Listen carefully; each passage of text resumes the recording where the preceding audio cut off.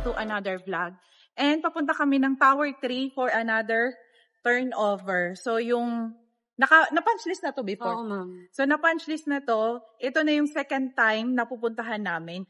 And may dala si Tin na, Sino ba? Kasi bakit? yung concern niya, ma'am, may... Ano? Ang concern niya Before? plug yun sa balcony 3. Yun. Isa yun sa tinitignan lagi pagka nag-turnover ng unit is yung mga drainage.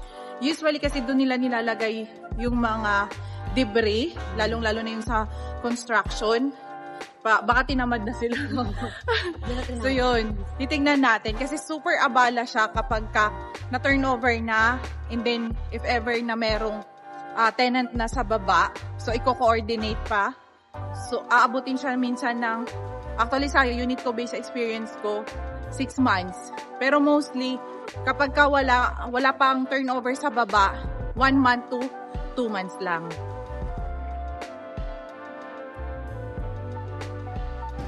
After ng birthday meeting. Tapos din ikaw sa mga singilin, ha?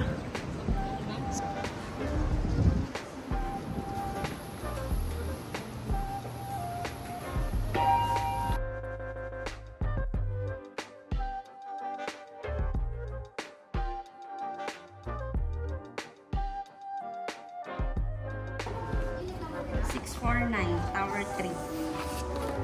Punch list before.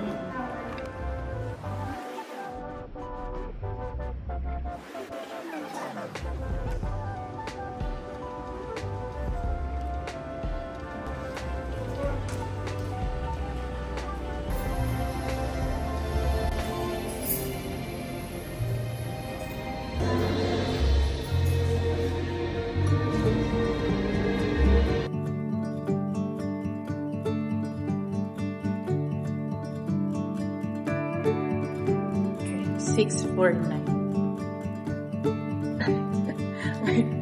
Kailangan may ano to. Okay. Saan yung barado? Sa mang balcony? Balcony. Nalinis nila.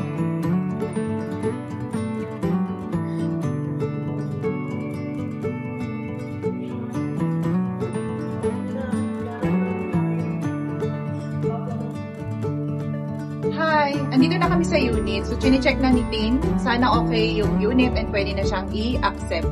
So, ito yung area na to sa Tower 3. Hindi pa turnover yung swimming pool.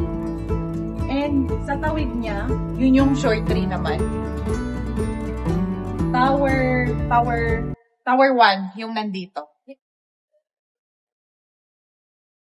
So, yung ginagawa namin is nagto-turn over kami ng mga unit. If you're outside of the country, pwede ninyo ma-avail yung services namin. Just email us at inquiry@talktoteamdale.com.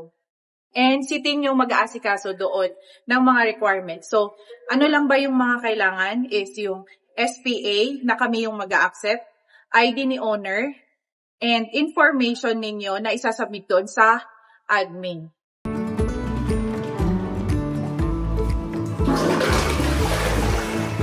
Saan? Slope na. Inayos nila. Oo, inayos nila yung drainage. Tignan mo. So, ito yung drainage before na hindi slope. And then, dito namumuo yung mga tubig.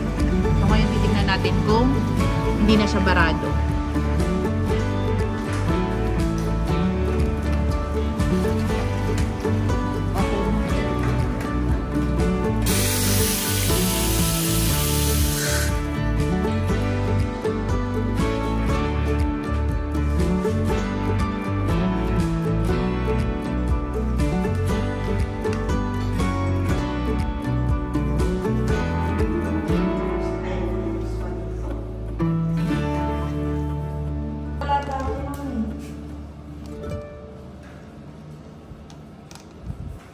Ay, natatanggal naman. Paano kaya? QRT? Oo. Natanggal ba? Parang malagkit eh. Kasi pili ko nilagyan nilang Tenax. Ano yun?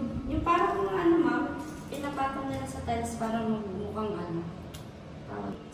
pipe at efficient.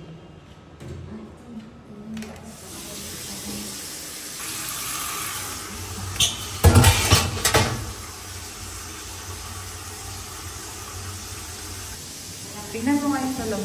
Parang natatanggal din eh. Hindi nila nalinis. Palinis mo. Oh, natatanggal. Feeling ko pinalitan nila.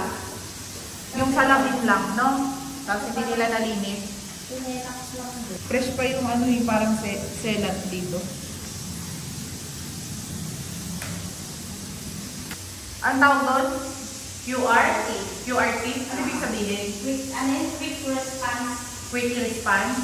Okay. Pareho sila. Mapolish. Pinapapolish din before mo.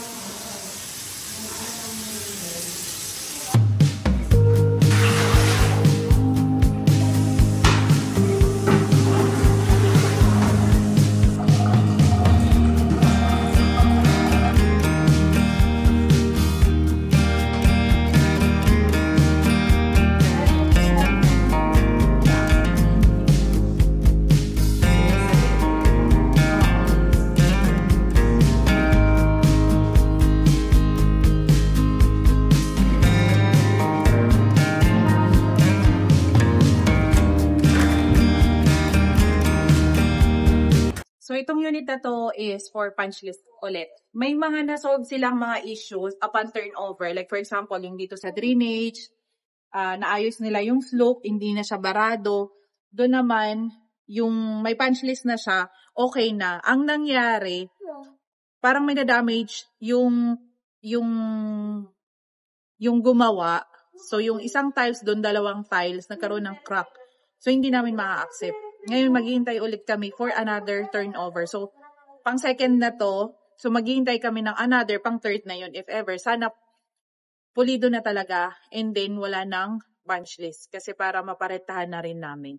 So, if ever po, ganun po kahirap kapag ito turnover yung unit. Kailangan po mabusisi talaga kayong mag-check ng unit ninyo. Kapag hindi nyo kasi chinek ngayon, at hindi nyo pinunch list yung mga problema, later on, lalong-lalo na yung mga saklag, doon tayo mahihirapan, magre-request pa sa admin, i-concern slip, tapos i-coordinate sa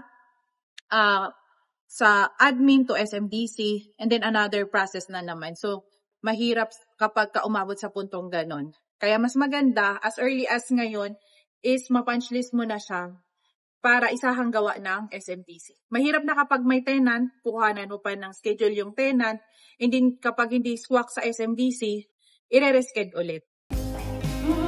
Yes, ma'am.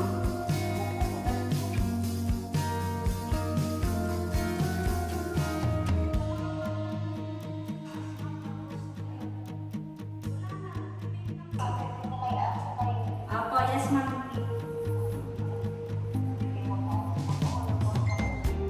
Tapos na yan, matagal na tapos yan, ma'am. Update pala. So, ni-rearrange yung commercial dito sa Shore Residences Complex. So, katulad nito, yung Nuat Thai, nandito na. Lahat ng mga facial services, mga salon, nandito na sa Tower 3. Before, sa Shore 1 yan. So, ngayon nandito na sila. Yan, salon, nandito na rin. And yung nasa Shore 1, mga food naman doon. Yun ang nilagay doon. And then, ang napansin ko dito sa Shore 2, more on grocery, yung nandito. So, ni-rearrange nila yung sa commercial.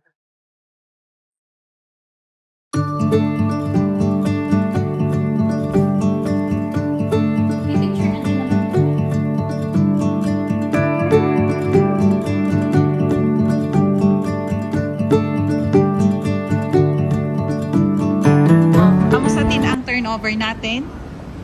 Anong ginawa mo? Punch list na naman. Pinunch list mo?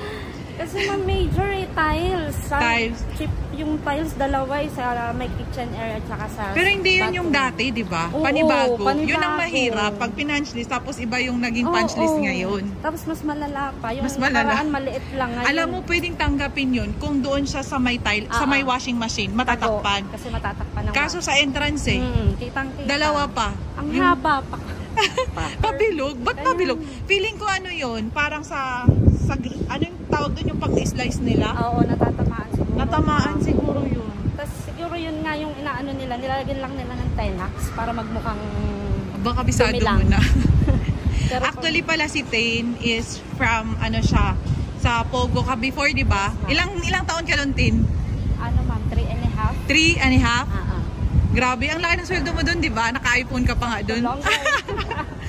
Pero ngayon, okay na, Pero Tin. good thing din yun ma'am kasi dahil sa doon, nakilala ko. Oo nga. Diba? Nakilala tayong dalawa. Yeah. Thank you, Tin. Thank you rin. Bye-bye. See you.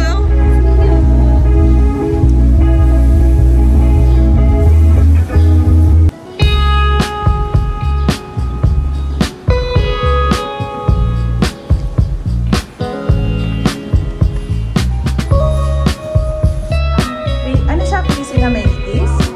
Ah, maganda. Ano rin ko eh, papansilas ko sana kasi yung sa window din ma'am, kasi sabi ni owner palinis na lang. Palinis. Ay, sarado.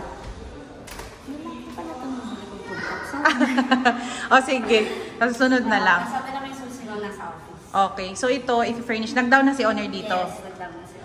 Okay, so ikaw yung nakakausap nila sa email? Yes. Okay, sige. Bye! 2 a.m. in the car playing our favorite song. Turn it up, windows down, we sing along. The summer night has just begun. The moon is bright, let's have